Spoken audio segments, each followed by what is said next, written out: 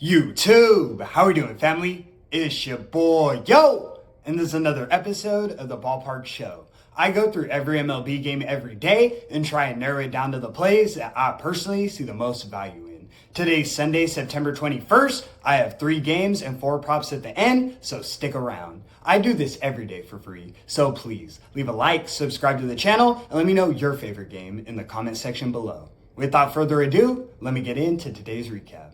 Recapping yesterday, we cashed our highlighted play of the day. We took the Atlanta Braves and Detroit Tigers over 9 runs. I mentioned in Friday's video that I'd upload yesterday's plays to the channel. Make sure you guys are checking in if you want my highlighted plays on days I'm traveling and can't upload. Yesterday's game was a little sweaty. We needed some action in the 8th and 9th innings. Luckily, that's exactly what we got. Nacho Alvarez Jr. came through in a big way, 3 hits, 2 runs, and 3 RBIs, and the Braves came back to win it 6-5.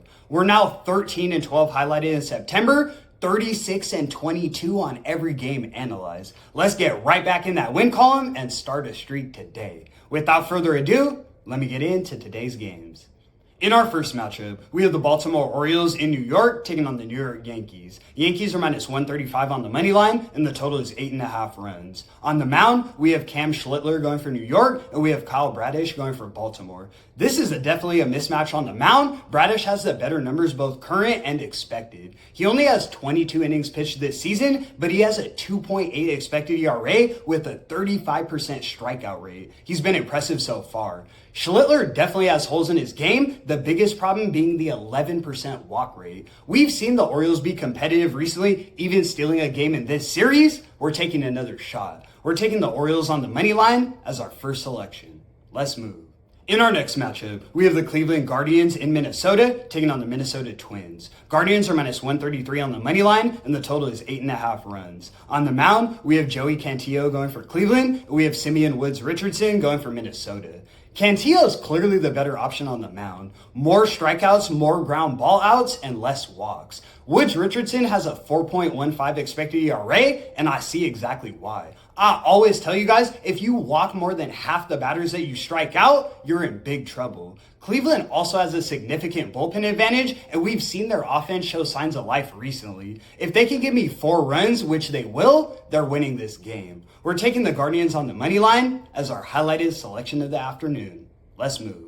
In our next matchup, we have the Philadelphia Phillies in Arizona taking on the Arizona Diamondbacks. Phillies are minus 132 on the money line, and the total is 9 runs. On the mound, we have Ranger Suarez going for Philly, and we have Eduardo Rodriguez going for Arizona. In my opinion, this is a sneaky matchup. Ranger obviously has the better numbers on paper, but I see the vision in Rodriguez's game. A 4.4 expected ERA, which isn't great, but it's improvement from where he's at. The line is fishy, so I was trying to find some reason to take the Diamondbacks, but I can't find it. Rangers an ace. They have the number 2 ranked offense in the league over the last 30 days and the better bullpen. We're taking the Phillies on the money line as our last and final selection. All right, guys, let me get into the props for today, and I'll get you in and out of here. First, we're taking Jurickson Profar of the Atlanta Braves to get 2 or more bases. Mize has been miserable, so I want to fade him, and Profar has a 2.6 OPS head-to-head.